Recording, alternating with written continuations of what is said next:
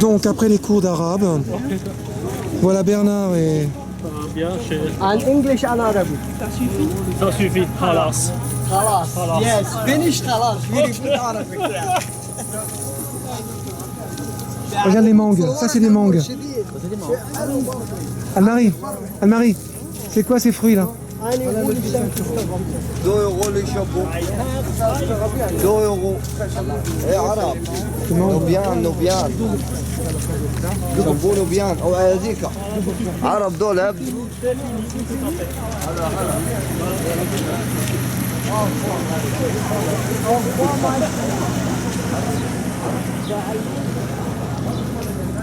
Bon, on est à Komombo et on va visiter maintenant le temple de Komombo.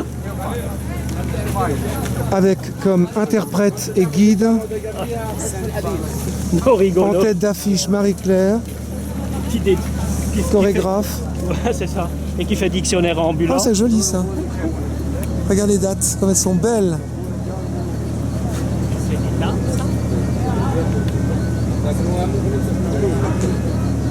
Absolument.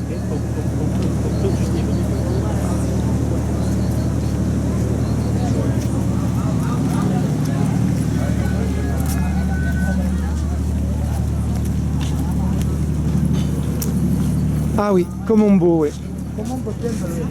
Ouais.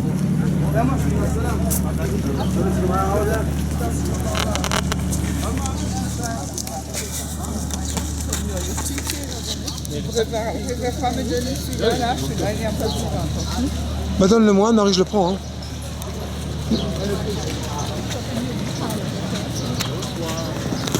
Bonsoir. Madame, je pas Kate, maman. Madame, des euros, vous voyez, je pas. Pas encore, non, non. Ok, merci. Alors le voilà, ce temple de Komombo. Il a l'air beau, hein.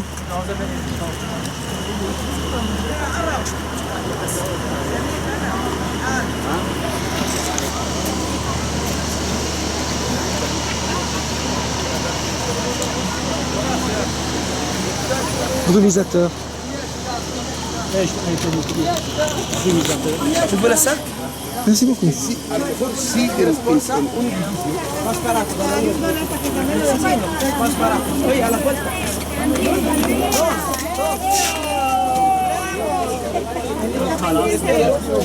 Avec les éternels marchands.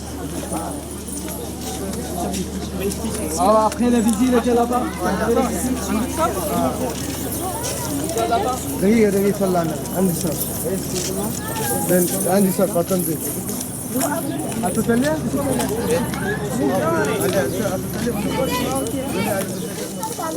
ايه يا كميل Alors on est 4. 1, 2. Voilà, allez-y, passez le contrôle et on se retrouve au débat.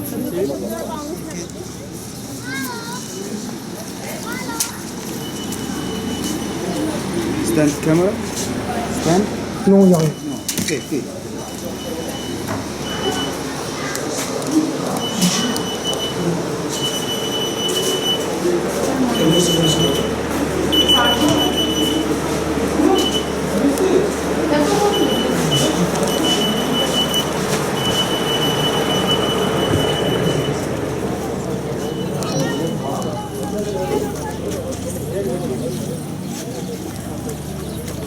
Regarde.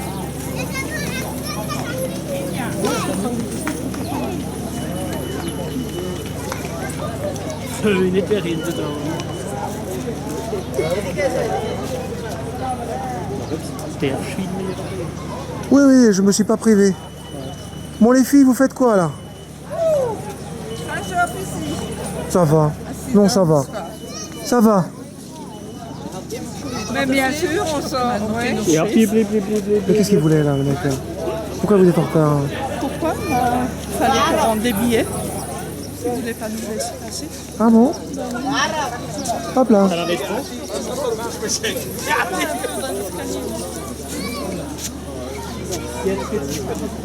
On peut monter.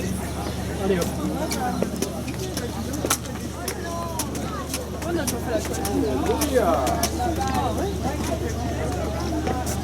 Dans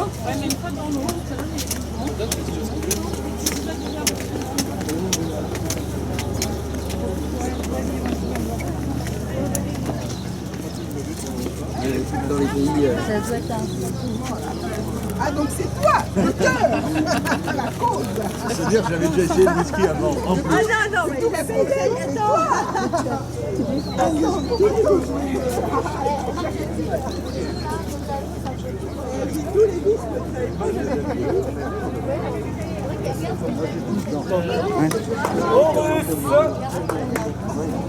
Horus.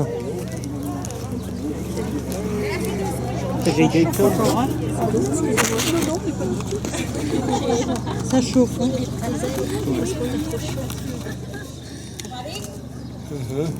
F1. Horus, Horus. Est-ce qu'ils vont venir? À Paris. Hello. Yalla, Horus. Ça chauffe encore là. Ça va. J'avais besoin d'un gilet. Oui. Bon, alors, qu'est-ce qu'ils décident de venir ou pas? Ils prendront en route. Et on leur racontera parce que de toute façon je. Donc voilà, si jamais on pose des questions, je veux la dire, tout est dans la boîte. Exactement. C'est Bon. 2 $ la demi-heure. Voilà. Donc voilà, ici on commence notre visite de ce temple de Komombo et c'est encore un temple égyptien qui date de la période gréco-romaine. Donc entre ce matin et cet après-midi, on n'a pas changé de période, on est toujours donc dans la même période. Et comme vous constatez tout de suite, ce temple est un peu moins conservé comparé à celui qu'on a visité ce matin. Celui qu'on a visité ce matin était établi un peu loin du Nil, c'est pour ça donc il est très bien conservé comme ça. Tandis qu'ici, construit au bord du Nil, on peut imaginer l'Égypte autrefois, quand on n'avait pas encore de barrages, quand on avait chaque année le phénomène de la crue. Chaque année, le Nil débordait pour couvrir donc la vallée, donc le temple était envahi de l'eau.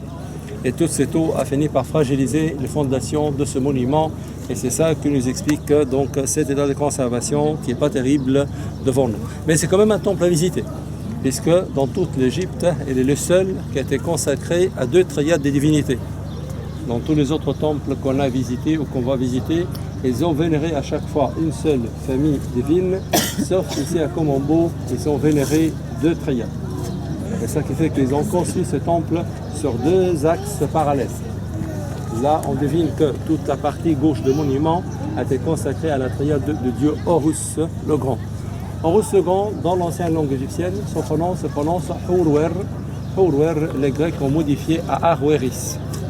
Donc si jamais vous tombez sur le bouquin, sur le dieu Arweris, Arweris c'est Horus le Grand, tout simplement. Et toute la partie droite a été consacrée à la triade de dieu Sobek, celui qu'on va représenter sur la colonne là-bas à tête d'un crocodile. Okay. Donc toute cette partie, donc triade d'Horus le Grand, toute l'autre partie, donc triade de Sobek. Okay. Alors devant nous, il y avait autrefois le pylône de temple. Okay. Là, voilà ce qui reste donc de pylônes, et on voit que dans ce pylône, ils ont préparé 2 entrées. Une entrée ici pour une triade, une entrée de l'autre côté pour l'autre triade. Les 2 entrées mènent à la cour à ciel ouvert. Et comme on l'a dit ce matin, la cour à ciel ouvert était la seule partie accessible par le peuple, la seule partie où ils pouvaient faire leur sacrifice. Et c'est pour cela, au milieu de la cour, on voit le reste de l'autel pour déposer leur sacrifice.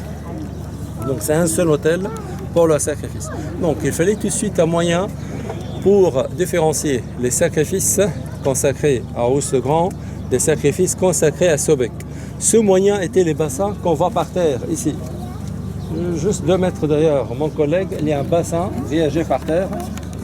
Et de l'autre côté, il y a un autre bassin. Quand le temple était en service, il faudra imaginer que dans les bassins, il gardait de l'eau, comme dans des bénitiers. Donc les sacrifices d'Horus étaient purifiés par l'eau de bassin ici. Les sacrifices de Sobek purifiés par l'eau de bassin, donc là-bas. Autour de la cour, il y a des colonnes, comme d'habitude. Ces colonnes, d'un point de vue architectural, n'ont pas très bien résisté. Par contre, au niveau artistique, on voit encore quelques traces des couleurs. Donc, encore pour confirmer que tout était peint dans les temples, à l'intérieur comme à l'extérieur. Après, on a devant nous ici la façade de la salle hypostyle, une façade composée de plusieurs colonnes. Quelques-unes sont toujours debout. Et on voit qu'entre ces colonnes, ils avaient aussi construit ces petits murs appelés les panneaux d'entre-colonnes. Et en haut de chaque mur, on voit toute une frise des têtes des cobras. Il y a le cou de cobra et la tête qui est représentée comme ça. Et juste au-dessous, un disque solaire. Le cobra, on sait à l'époque, était le symbole de la protection divine. Alors, nous, on va traverser tout droit la première salle de temple, sachant tout simplement que cette première salle de Komombo était le seul monument de l'Égypte antique touché par le tremblement de terre qui a secoué les pays le 12 octobre 1992. C'était vers 2h30 de l'après-midi. On a connu un tremblement de terre qui faisait 5,6 sur l'échelle de Richter. Et à cause de ce tremblement de terre, il y a 2 blocs de plafond de la salle qui étaient tombés. Après, les services d'antiquité ont pu restaurer donc ces blocs et le remettre à leur place. Ça veut dire que de tous les monuments de l'Égypte autrefois, que la première salle hypostyle de Komombo a été touchée par ce tremblement de terre donc de 1992. Okay. Alors, on y va.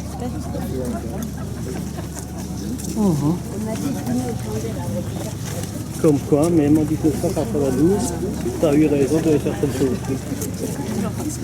Donc c'est là qu'étaient faits les sacrifices alors. Donc qui c'est qui va se mettre dessus? Mais c'est toi qui vas commencer. Bah écoutez, allez-y. Ben oui. Je pose la question. Nous sommes 2 à vouloir exécuter la sentence. Hein? Je suis le maître des hautes œuvres.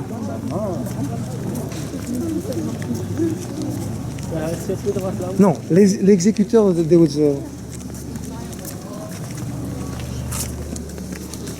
Oh punaise.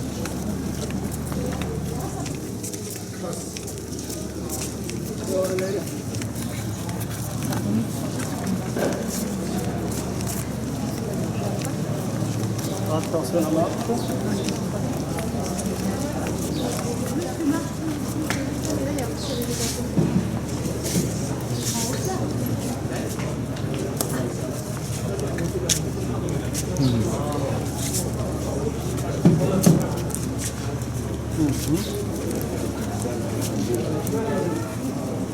Suivez le guide.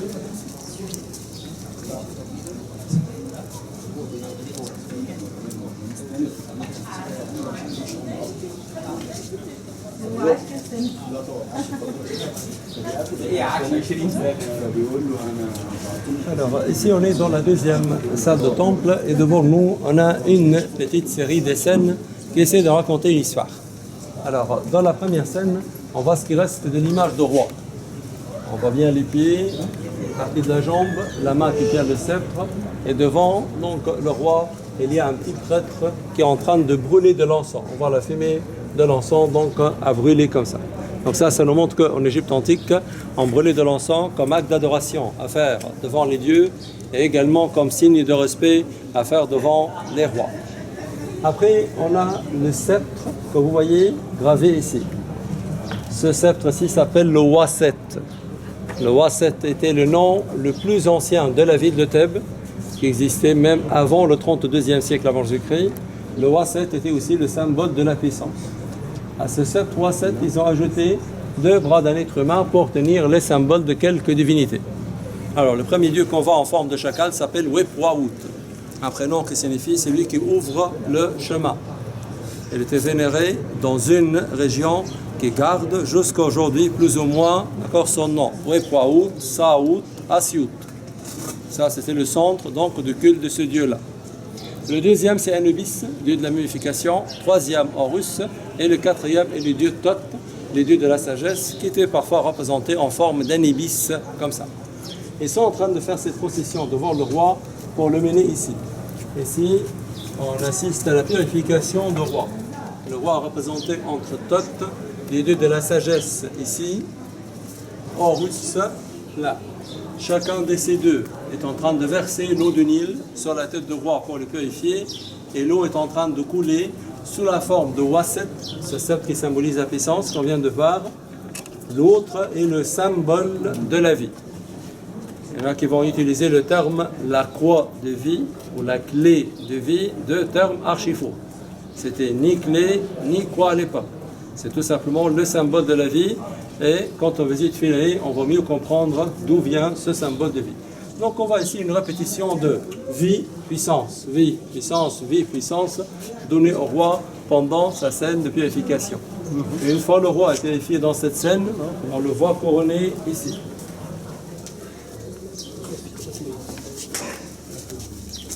Là, il est représenté entre deux déesses, celle qui est à gauche et la déesse Nekhbet. La déesse Nekhbet était la déesse de cette région, donc le sud d'Égypte, la Haute-Égypte. Et à l'époque, il représentait Nekhbet des fois comme ça, en forme d'une femme, et des fois en forme d'un vautour. L'autre déesse à droite, ici de mon côté, est la déesse Wajet, la déesse de la basse Égypte ou du nord du pays, qui était parfois représentée comme ça et parfois en forme d'un cobra. Et on voit les deux en cobra et vautour, ici et là. Chaque déesse est en train d'entourer le roi avec un bras et avec l'autre main, on lui met la double couronne sur la tête. Les couronnes de haute et basse Égypte. Et ils sont en train de couronner le roi en présence d'Horus. On dit qu'Horus à l'époque était le vrai roi d'Égypte dans leur mentalité. Quand ils couronnaient un roi, ils couronnaient ce roi pour devenir le représentant d'Horus sur la tête et pour régner au nom d'Horus. Donc ça, c'est une manière de dire que Horus lui-même a assisté au couronnement donc, de roi. Donc c'est Horus qui a donné son accord que celui-ci se fasse couronner pour devenir donc, le représentant d'Horus. Après le couronnement, le roi se présente à Horus. Et Horus est en train de lui donner deux choses. Avec le bras tendu comme ça, Horus lui donne l'épée pour protéger le royaume d'Égypte, le royaume d'Horus. Et c'est pour cela que cette épée est décorée d'une tête de faucon. Avec l'autre main, Horus lui donne le rembet. Le rembet était une sorte de sceptre en forme de palme qui finit en bas par l'image d'une petite grenouille. Dessiner une petite grenouille avec encore le reste de la queue de tétard était leur façon d'écrire le chiffre 100 000. Et là, on voit qu'il y en a 3. 1, 2 et 3 grenouilles. Donc c'est le chiffre ici 300 000. Donc Horus est en train de donner le droit à ce roi de régner pendant 300 000 ans, c'est-à-dire le reste de sa vie sur terre. Et derrière le roi, on voit deux membres de cette famille grecque, cette famille ptolémaïque qui a régné sur l'Égypte entre le 4e et le 1er siècle avant Jésus-Christ. Donc celle qu'on voit ici, c'est Cléopâtre II et Cléopâtre III. La Cléopâtre dont on parle tout le temps est Cléopâtre VII. D'où vient l'idée que Cléopâtre VII était belle? On ne sait pas. Tout ce qui reste comme monument de Cléopâtre n'a rien à voir avec cette beauté légendaire dont tout le monde parle. Ça, c'est nos fantaisies donc de maintenant. Et là, on est en train de voir, comme vous constatez, des scènes qui sont très bien conservées.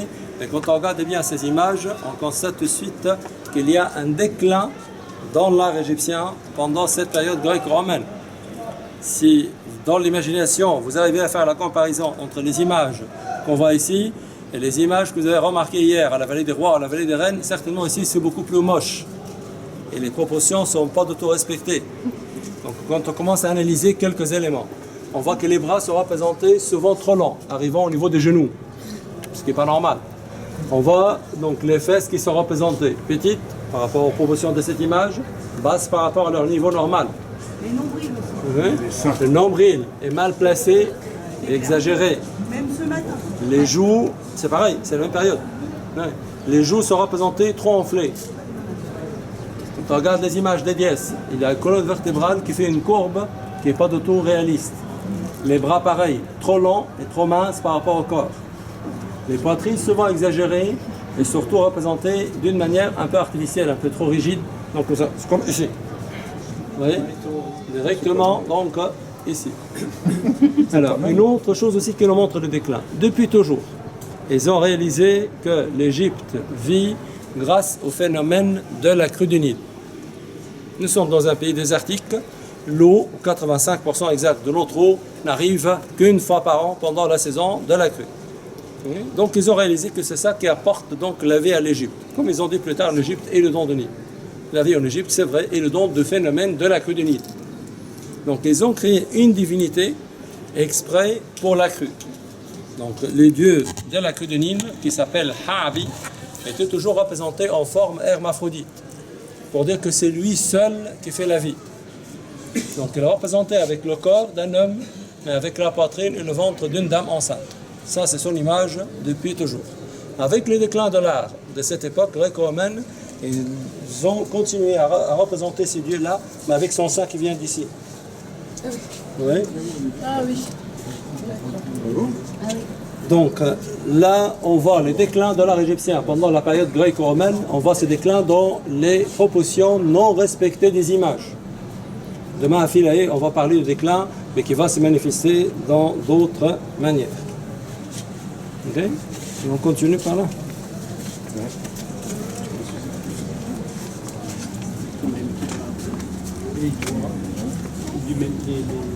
Ah, la même, oui, mais tout ça, ça fait partie du déclin.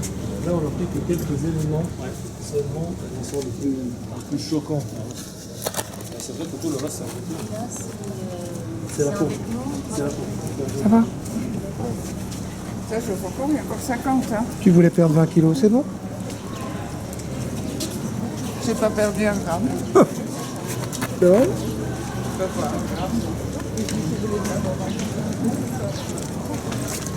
Tu vas pouvoir revivre parce qu'il n'y a pas de coupure. Hein? J'ai entendu, j'ai vu. En direct. TF1.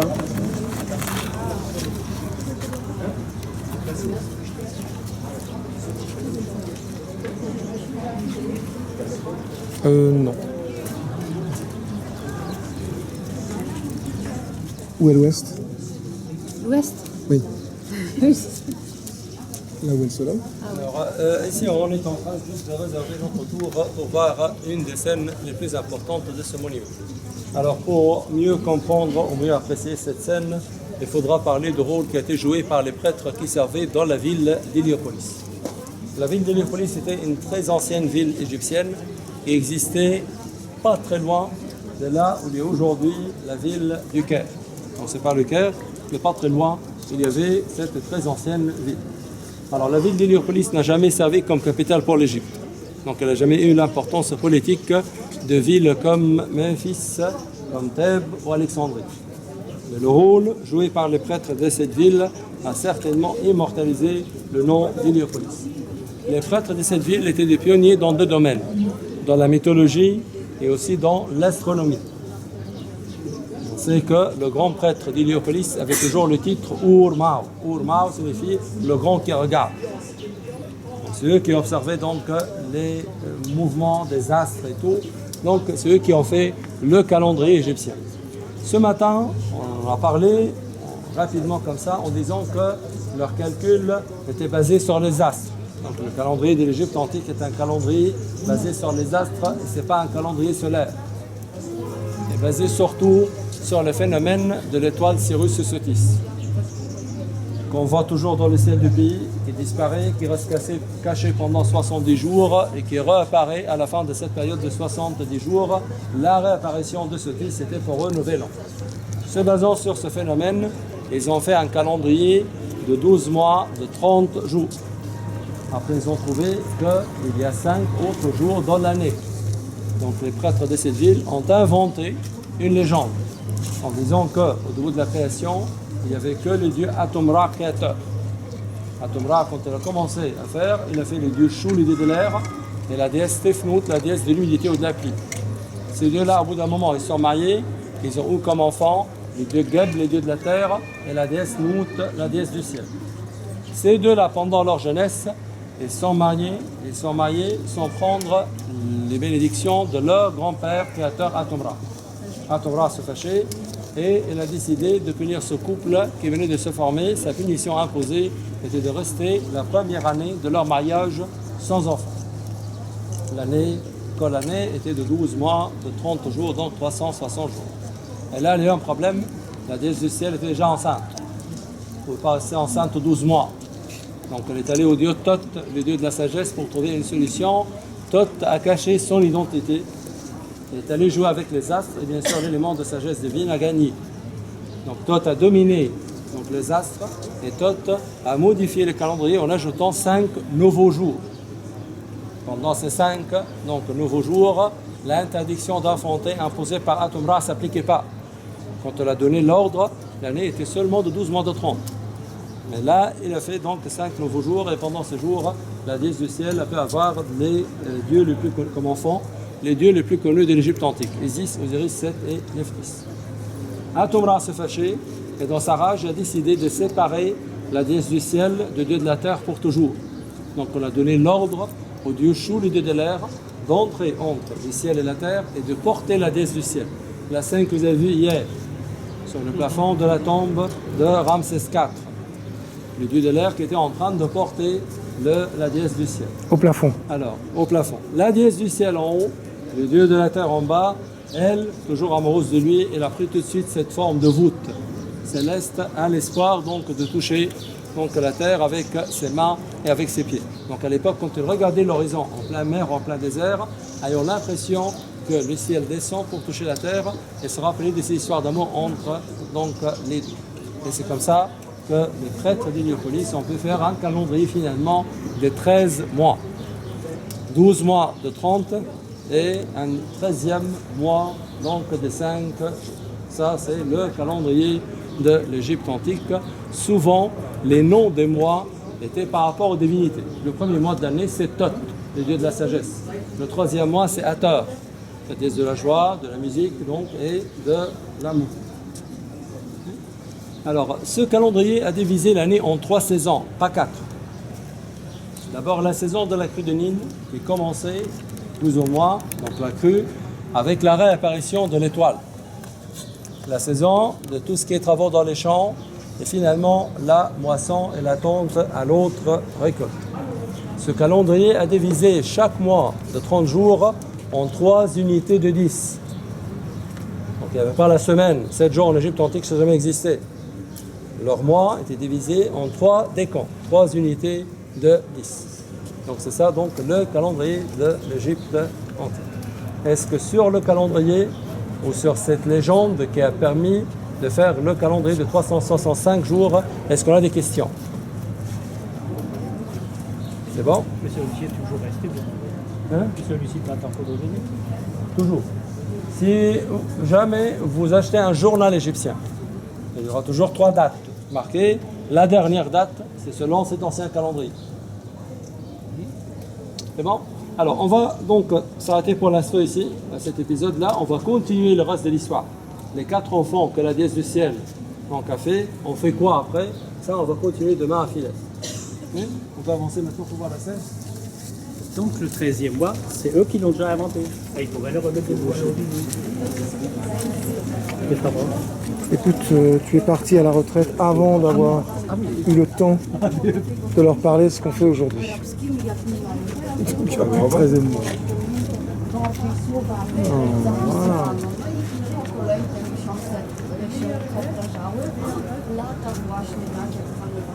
Voilà. Drodzy Państwo, przyjdziemy jeszcze kawałek dalej.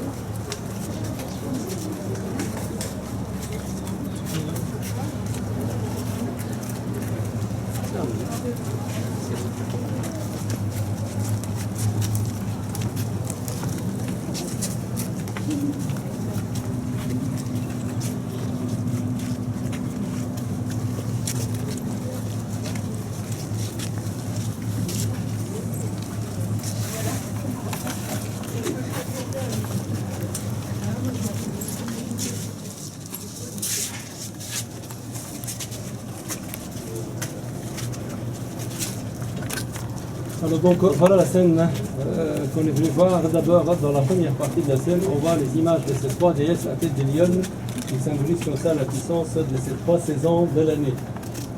Après la scène qui est commencée ici, finie là, et ça venait depuis la fin de temps, donc dans tout ce coin-là.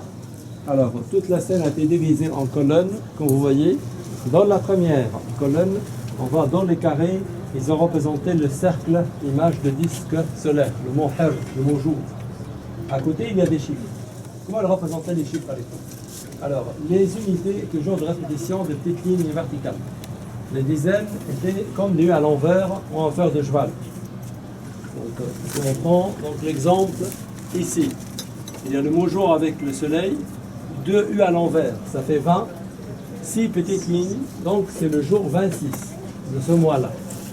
Jour 27, jour 28 jusqu'à ici. Ce qu'on va graver, c'est pas le chiffre 30, c'est le mot la fin. La fin, dans cette ancienne langue, se prononce bah. Et bah est un mot qu'on est toujours en train d'adopter dans notre dialecte de maintenant et dans la même signification pour dire c'est fini. Comme basta. Bah, ce mois-là, bah, c'est fini. On commence un autre mois et je pense qu'on peut lire ensemble. Il y a le chiffre 1 avec le soleil, ça veut dire le premier jour. Il y a le chiffre 3 avec le croissant. Donc le premier jour du troisième mois de la saison de germination, puisqu'on voit les plantes qui ont commencé à pousser. Deuxième jour, troisième jour. Donc là, ils avaient la place pour représenter chaque jour de l'année. Devant le jour des fêtes, ils mettaient le nom de fête. S'il n'y avait pas de fête, on ne mettait rien. Après ici, on a mis un petit résumé de la liturgie de ce jour-là. Si jamais, au bout de X générations, les prêtres ne savent pas quoi faire dans le temple, et ils n'avaient pas d'excuses, ils avaient la référence ici. Il fallait venir consulter le mur, regarder quel jour on était pour pouvoir pratiquer donc, la religion de la même manière. Et c'est pour cela que je vous ai dit ce matin que chaque temple avait toujours un moyen pour garder sa liturgie. Ce matin, la liturgie était sur l'eau de papyrus, gardée dans la petite pièce qui était à droite dans la salle écosile qu'on appelait la bibliothèque de temple. Et c'est à Komombo, la liturgie était gravée sur les murs. Donc l'importance de cette scène, c'est le fait que ça nous donne une très bonne idée de comment était le calendrier. Ça nous aide à confirmer, à parler avec toute confiance en disant que le calendrier, appelé aujourd'hui le calendrier copte, est exactement ce calendrier de l'Égypte autrefois. Et ça nous aide aussi à comprendre comment se pratiquait cette religion de l'Égypte antique à laquelle ils ont consacré tous les temples qu'on est en train de visiter. Oui, on continue un peu.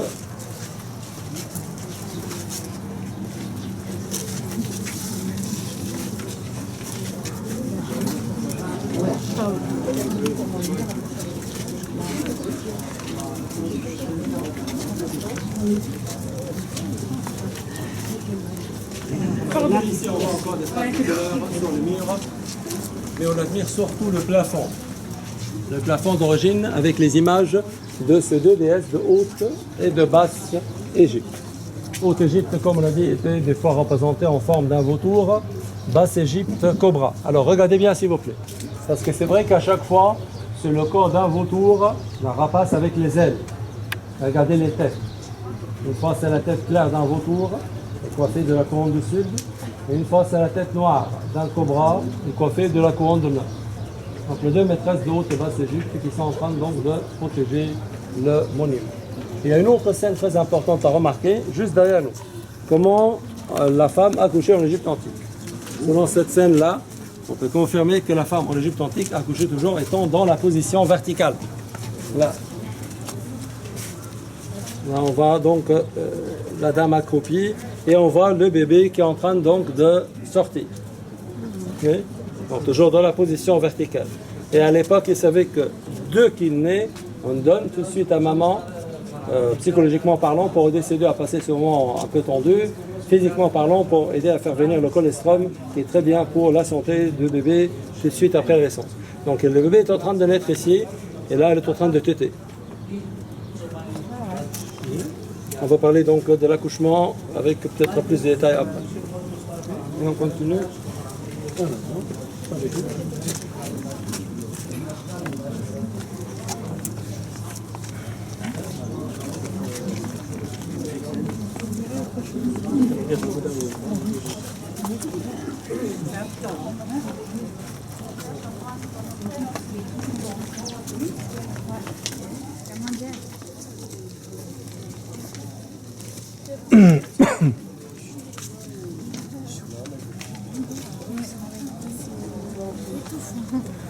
Moi, j'aurais une question, mais qui concerne peut-être pas forcément ce site. Où se trouvent les cartouches où sont gravés les différents ustensiles médicaux de chirurgie, notamment les stérilets, etc., qu'on mettait aux femmes? On va voir tout ça. Ah, c'est ici. Oui, Okay. mais pas cartouche. C'est pas des cartouches? Non, non. Cartouche, c'est seulement pour le nom d'un souverain. Non, ça, c'est dans les scènes en général. D'accord. Voilà. Alors ici on arrive au niveau des sanctuaires. Le seul temple qui va avoir comme ça 2 sanctuaires est ici. Là on voit ce qui reste de sanctuaire de Sobek avec le socle en granit gris où déposer sa statue. De l'autre côté, ce qui reste de sanctuaire de dieu Horus le Grand avec aussi un socle pour déposer sa statue. On essaie maintenant d'imaginer le code du bâtiment à l'époque. On peut confirmer qu'il y avait un mur ici. Est-ce qu'il reste du mur derrière? Un autre mur là. Et un mur arrière ici. Ça veut dire qu'à l'époque, le seul moyen pour venir là où je suis maintenant était à travers le souterrain de temple. Venir à travers le souterrain, sortir ici. La personne qui va se mettre ici va être complètement cachée. Il y a un mur devant, un mur derrière, 2 murs sur le côté, il y a également un plafond. Donc il est dans ce passage secret, on va dire, ici, est complètement caché. À quoi servaient donc des cryptes comme ça? Alors, il faudra imaginer la situation en Égypte à cette époque-là. À cette époque-là, c'était les Grecs qui contrôlaient donc l'Égypte, donc des étrangers. Alors, les Grecs avaient besoin des prêtres égyptiens pour légitimer leur règne. Les prêtres aussi avaient besoin donc de ce gouvernement qui assure le minimum de stabilité dans le pays pour que les gens puissent quand même venir dans le temple, vénérer, apporter des offrandes et tout. Donc, les deux classes, classe politique et classe religieuse, avaient besoin l'une de l'autre. Donc, il organisait toujours cette pièce de théâtre entre eux. Quand Ptolémée X ou Y va venir dans un temple comme ici pour vénérer, un des prêtres va être caché ici. Ptolémée, en tant que roi, va avoir le droit d'entrer jusqu'au sanctuaire pour prier. Le peuple va attendre dans la cour assis le versement. Là, on a vu sur notre passage l'autel. Ptolémée va prier. Le prêtre ici va lui répondre. Le peuple à l'extérieur va croire que ce sont les dieux qui sont en train de répondre à sa prière. Donc, c'est un roi tout à fait légitime. Il entre dans le sanctuaire, il commence donc à demander et les dieux se mettent tout de suite à parler. Donc, un Égyptien de l'époque, certainement, allait penser qui suis-je pour faire opposition contre quelqu'un qui entend la parole divine dans le sanctuaire. Et certainement, les prêtres, quand ils rendaient ces services, ce n'était pas pour les beaux yeux de Ptolémée. Donc, il y avait donc l'histoire de la mallette donc, à donner avant, d'accord, ou après, et c'était bien donc arrangé entre les deux. Donc, on voit que la nature humaine n'a pas beaucoup changé. Et il y a toujours donc des arrangements donc, comme ça pour faire suivre donc, le peuple sur une certaine donc, ligne. Okay. On continue un tout petit peu. Dans le coin, on va mieux comprendre le système de construction.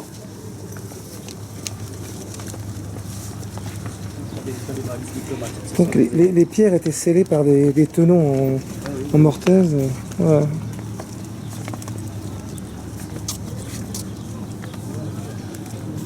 Donc on n'a rien inventé. Non. On a simplement pompé sur leur technique de scellement et de construction. Voilà. Pardon? C'est quoi?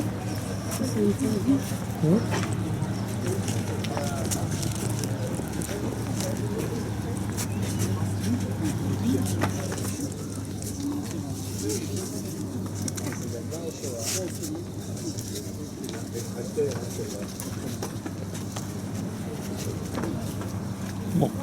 Alors, le fait que ce temple n'est pas très bien conservé, ça nous aide à comprendre comment ils faisaient leur construction. Alors, selon ce qu'on voit devant nous ici, on peut dire que pour attacher chaque deux blocs ensemble, ils préparaient ce qu'on appelle la queue d'aronde. Cette cavité qu'on voit toujours à cheval entre chaque deux blocs et qu'ils remplissaient à l'époque avec un morceau en bois. Donc dans chaque cavité, il faudra imaginer un morceau donc, de bois enfilé pour mieux tenir ces blocs ensemble. Après, avant de pouvoir ajouter les autres donc, blocs de pierre, il fallait griffer la surface. Donc là, on voit tout de suite qu'il y a des bandes qui ont été griffées exprès. Vous voyez? Il y a toute une bande qui a été griffée ici, toute une bande qui a été griffée là, pour rendre la surface moins lisse, pour pouvoir mettre leur mortier. Qui accroche, oui. Alors, et le mortier était à base de plâtre ou à base de la chaux. Et tout ce qu'on voit en blanc, c'est le reste de mortier de l'époque.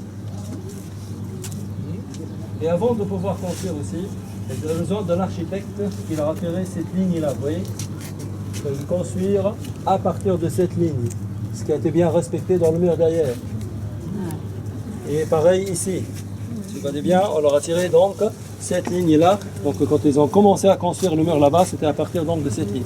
Donc ça nous aide donc à imaginer comment ils faisaient donc leur travail.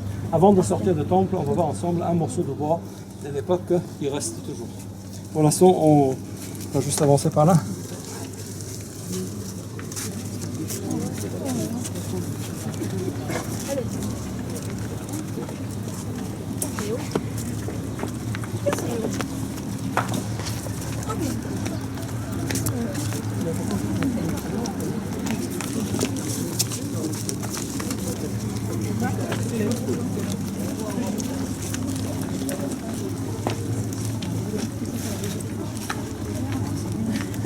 Il y a autant en Égypte avec Al-Mariachid que aussi. Mais c'est complètement différent. Pas l'histoire. On n'a pas de Bible là-bas. C'est quoi là, l'accouchement? C'est une question que j'ai posée tout à l'heure et je pense que la réponse va pas être loin. Mais je cherchais à savoir où ça se trouvait, mais c'est là. Voilà, donc là aussi, on est devant une scène très importante pour mieux apprécier cette scène. Il faudra remonter le temps jusqu'au 28e siècle avant Jésus-Christ.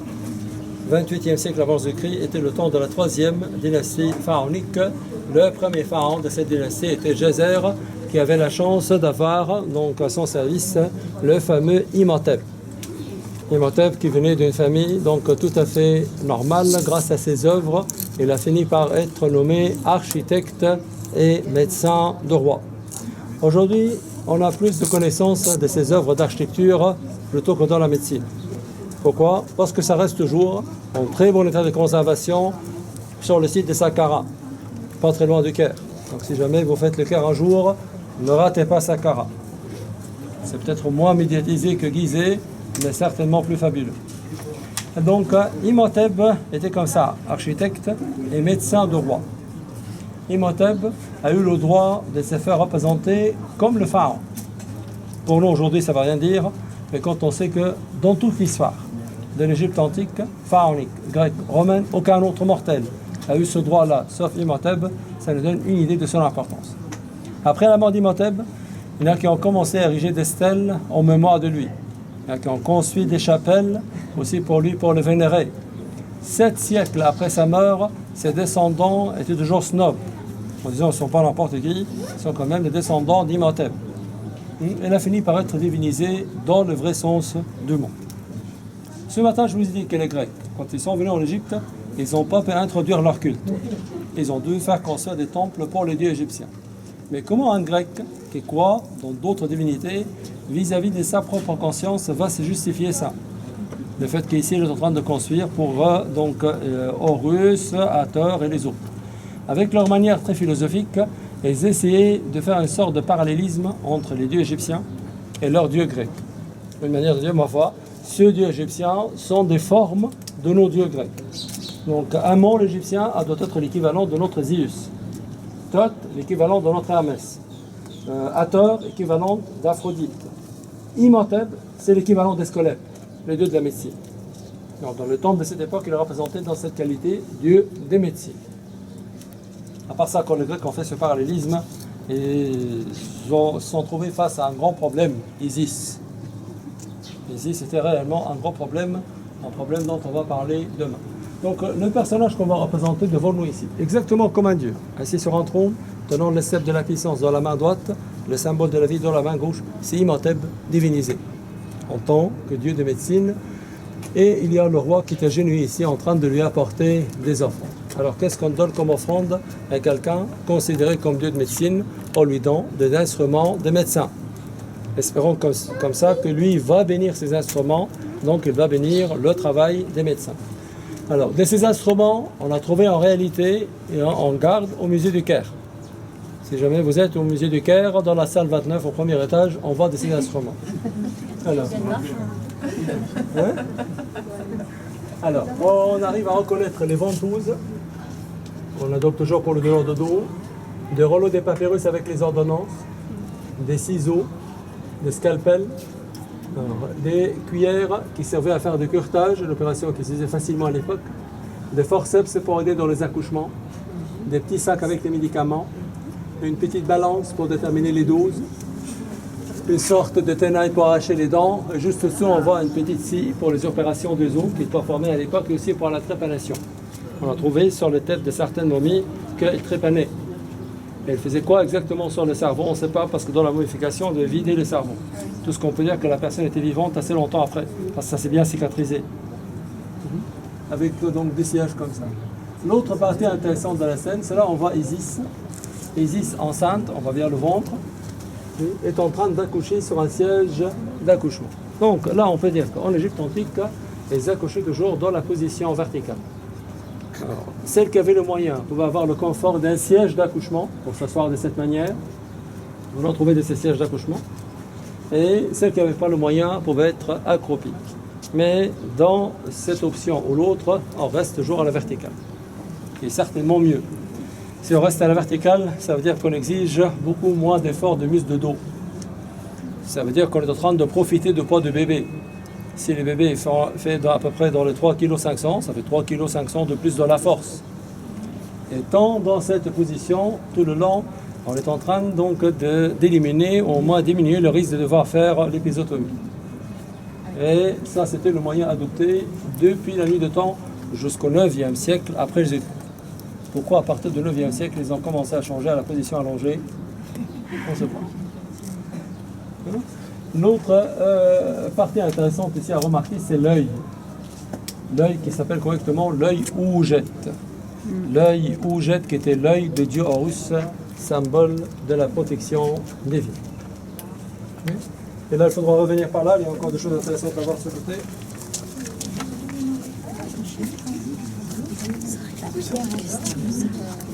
Comment? Ça répond à la question. Oui, il y a un stérilet là. Il n'en a pas parlé, mais il y a un stérilet.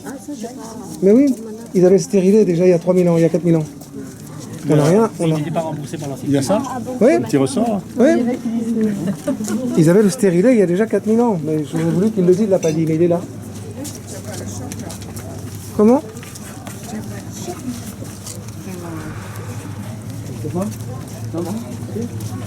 Ça va, non? Oui, mais nous l'avons.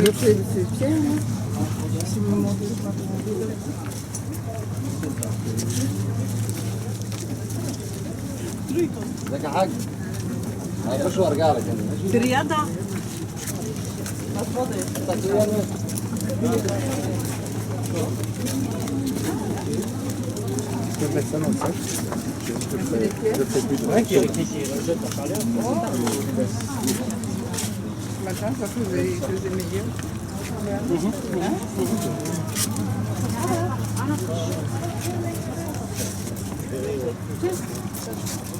Depuis ici, on constate que la règle d'architecture qu'on a indiquée ce matin s'applique aussi sur Komombo.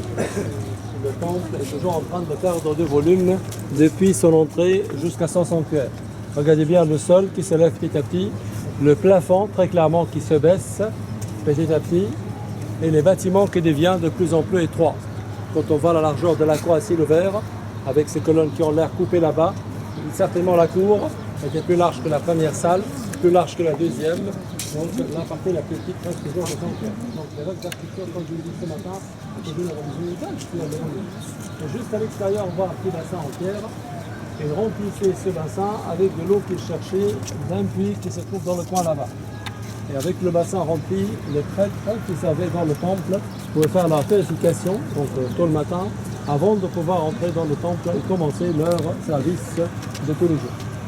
Donc il y avait comme ça cette cérémonie de purification des prêtres le matin avant de pouvoir commencer le service. Je vous prie de retenir les dimensions de ce bassin, ok, pour faire la comparaison donc après à la fin de notre semaine quand on va visiter Karnak. Juste pour voir les différences importantes entre un temple local d'un village et le sud. Donc ça c'est le...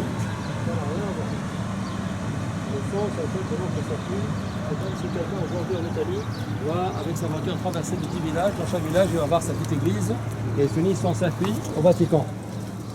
Donc là, c'est plus ou moins dans le même sens qu'on fait notre circuit, commençant par les petits temples des villages et finissant par Cal. Et on continue.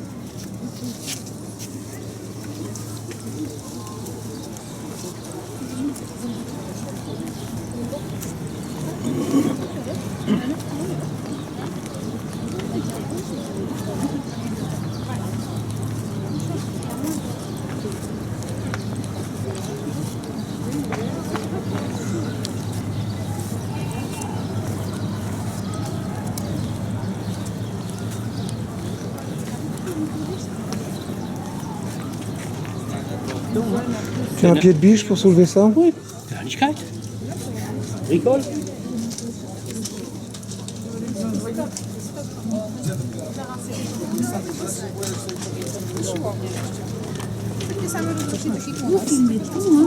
Tout.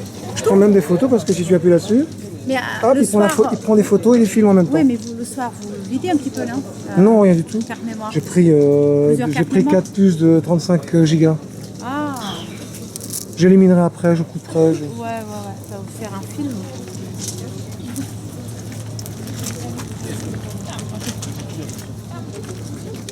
C'est un peu,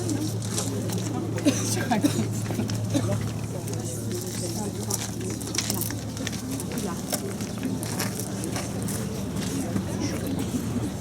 Donc à l'intérieur du monument, on a vu qu'ils ont représenté le côté féminin avec l'accouchement, accouchement avec ou accouchement sans siège d'accouchement, mais ils ont aussi représenté le côté masculin. C'est ça qu'on est en train de voir devant nous ici. En train tout simplement de donner la vie. Donc ça c'est la signification donc, de cette scène, l'initiation de la vie. L'initiation de la vie, ouais. Tout à fait révélateur comme dessin. Ça, je savais pas.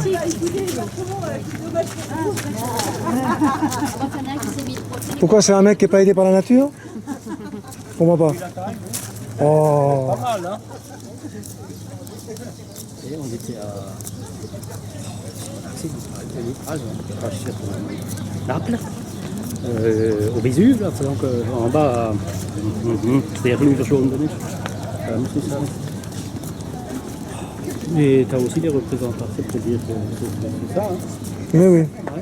Et alors il y avait un guide, on avait une femme. Et là, en pas de